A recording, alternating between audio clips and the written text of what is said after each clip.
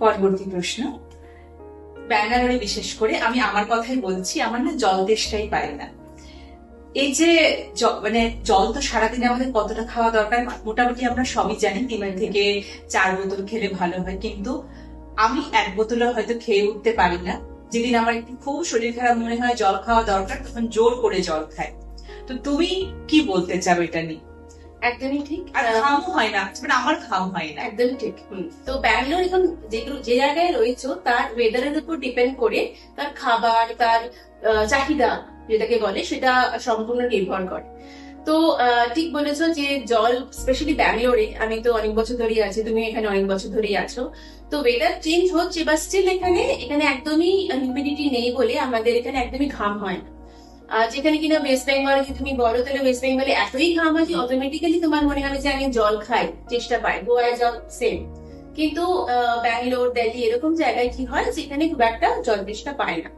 কিন্তু আমরা কেন ওয়েট করবো জল চেষ্টা পাওয়ার জন্য? একটা কিন্তু এটা আমাদের মনে রাখতে হবে, জল চেষ্টা পাচ্ছি মানে আমার বডি অলরেডি ডিহাইড্রেট হয়ে গেছে।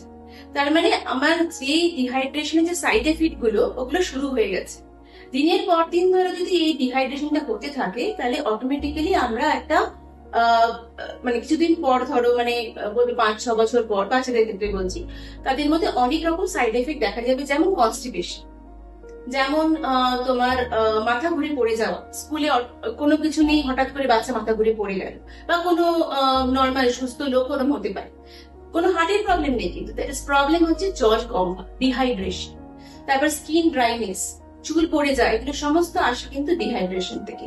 তো সেই কারণে আমরা যদি পর্যাপ্ত পরিমাণে, আমরা সবাই জানি কতটা জল খেতে হবে, এটা তো নতুন করে কিছু বলার নেই, সবাই জানে।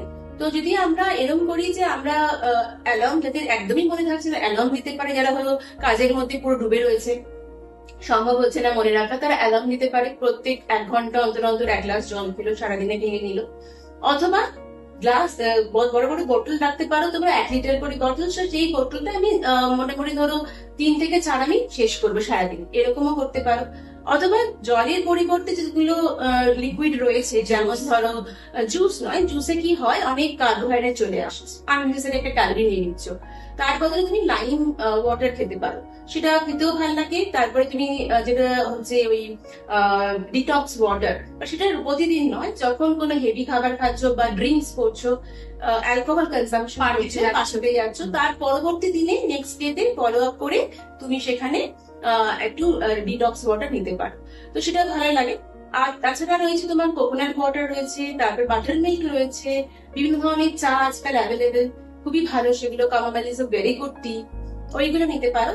তো জলের সাথে সাথে সবই এগুলো লিকুইডের মধ্যেই পড়ছে, বাট জলের পরিবর্তে তো অ্যাকচুয়ালি কিছুই নেই, জল খেতেই হবে। তার পরিবর্তে ওখানে জাস্ট মুখ চেঞ্জ করার জন্য, ভালো লাগার জন্য তোমরা এই সাবস্টিটিউট গুলো নিতে পারো।